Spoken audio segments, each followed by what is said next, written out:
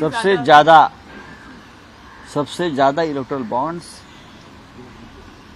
ये जो गेमिंग और गैम्बलिंग कंपनी ने परचेस किए हैं, और ये बॉन्ड्स किसको दिए है सबको मालूम है। फिर भी छत्तीसगढ़ में जब चुनाव हो रहा था तो वहां के मुख्यमंत्री भूपेश बघेल के ऊपर इसी मामले में रेड हो गई थी, गेमिंग एप्स के मामले में, मालूम है ना। लेकिन यही gaming apps, gaming company, gambling company 13,000 crore के इलेक्टोरल बॉन्ड्स खरीदते हैं और वो इस देश की सत्ताधारी पार्टी के खाते में वो पैसा जाता है। मेगा इंजीनियरिंग, अब देखिए मेगा इंजीनियरिंग को कितना कॉन्ट्रैक्ट मिला है। बीकेसी में बुलेट ट्रेन का कॉन्ट्रैक्ट हो या और कोई कॉन्ट्रैक्ट, हजारों करोड़ के कॉन्ट्रैक्ट देकर उनसे सैकड़ों करोड़ का इलेक्टोरल बॉन्ड्स खरीदा गया है, लिया गया है।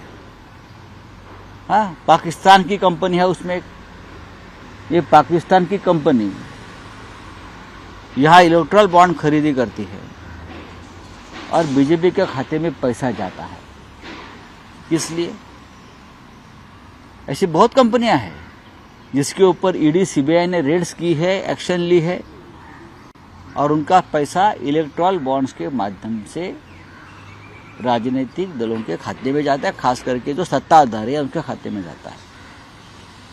तो प्रधानमंत्री जी का जो न खाऊंगा न खाने दूंगा का जो नारा है वो कहाँ जाता है।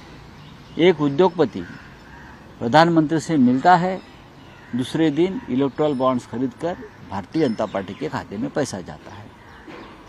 भ्रष्टाचार का सबसे बड़ा स्रोत कोई होगा तो प्रधानमंत्री कार्यालय, पीएम केयर फंड, यही लोगों ने पैसा दिया है, इसलिए तो वो नाम नहीं सामने दे रही है। लाखों करोड़ जमा हुए पीएम केयर, जो प्राइवेट फंड है, और बताया गया कि ये सरकारी फंड है, ये प्रधानमंत्री कार्यालय का फंड है, लेकिन ये पूरी तरह से प्राइवेट ट्रस्ट, प्राइवेट फंड है। उनको भी यही लोगों ने पैसा दिया है। इस देश के इतिहास का ये सबसे बड़ा घोटाला, सबसे बड़ा स्कैम है। और मोदी सरकार को, प्रधानमंत्री मोदी को अगर नैतिकता होगी तो एक दिन भी वो सत्ता पर नहीं रहेंगे। अगर नैतिकता के आधार पर बात करें तो